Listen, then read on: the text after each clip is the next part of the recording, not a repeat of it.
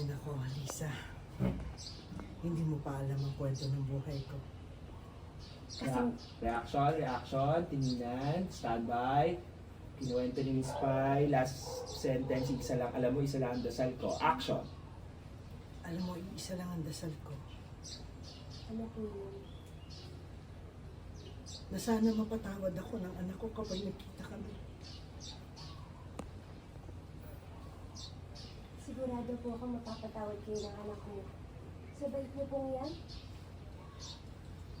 Sana naman.